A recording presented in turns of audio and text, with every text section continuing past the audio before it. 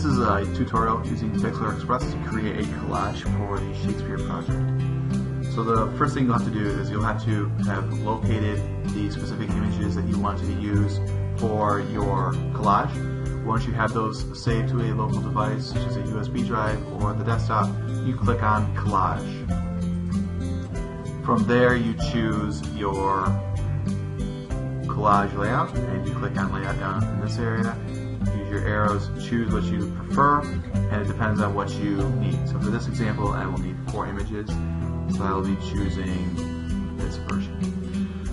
If you hover over, you'll see the plus sign. The plus sign is where you add your images. So I'm going to go ahead and add a few images right now, and they are saved to my desktop, and I will go through this individually and add one at a time, just like this.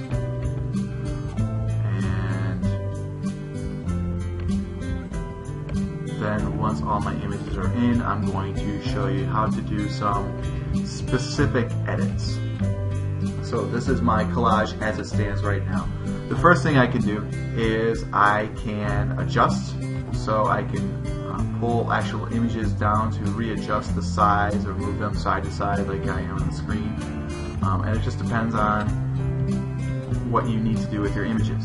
Once you have done that, you can then go into each individual image and further edit. So hovering over, you'll see 3 images. One is the delete, one is the edits, and one is the search for a new image. I'm going to click on the middle image icon, which is the edit button, and this will take me to the individual editing tool. And under adjustments, 2 tools that I will use a lot is I will use resize and I will use crop.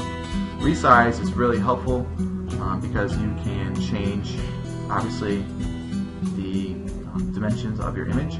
So right now I'm at 227 by 222. I might change this down to 210, leave it proportional, and I will click apply. And once I've done that, I can save, and I will see how it looks. And so there's a slight change, which is awesome. That's enough for what I need to do. I will go back into my edits, back to adjustment, and this time I'm going to use type. And click on sans. When choosing fonts, you need to be careful about the fact that you have multiple colors in an image or multiple patterns, which can distort the appearance of text. So that's really a tricky thing to do. And in this case, I'm going to put down this person's name, Christopher Marlowe. I'm going to be able to move it, and I want to put it in a place where it's going to be consistent across all images, but it's easily viewed. And in this case, I may not be happy with the fact that I got to put it above his head. It's kind of hard to put it below. I want to use the same font sizes and styles, so I'm going to try to go with Condal. And then I want to take up my space appropriately. Again, I want to try to keep them universal, but once I have it, I'm going to hit apply. But I can center, I can right align, I can left align, and it makes very little changes here. Colors, be careful, because you don't want to go hard to see. You want to be attentive to the background. So I feel white or black are probably the 2 best choices. I click apply. That's what it looks like. Now in this case, I cannot make any changes to fonts.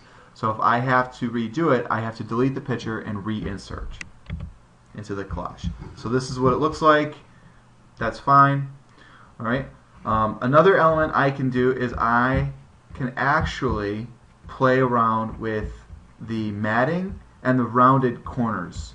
So I'm going to use these tools at the bottom of my collage screen. And so the roundness, if you'll watch the corners, you'll see they round nicely. My spacing changes the gap in the matting, and proportions will change the width to the height. And so you get to choose what you feel comfortable with.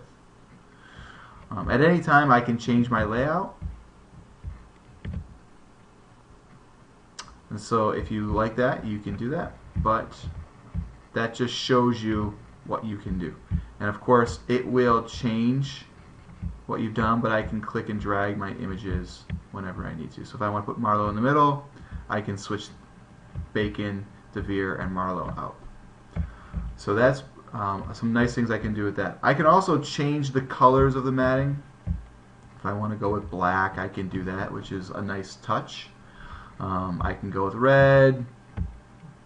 So you have that flexibility as well.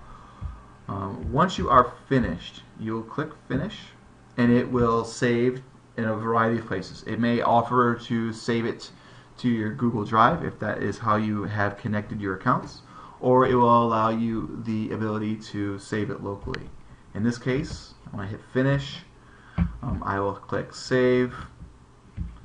It'll ask me to come up with a name, and I will call this Practice Shakespeare Collage.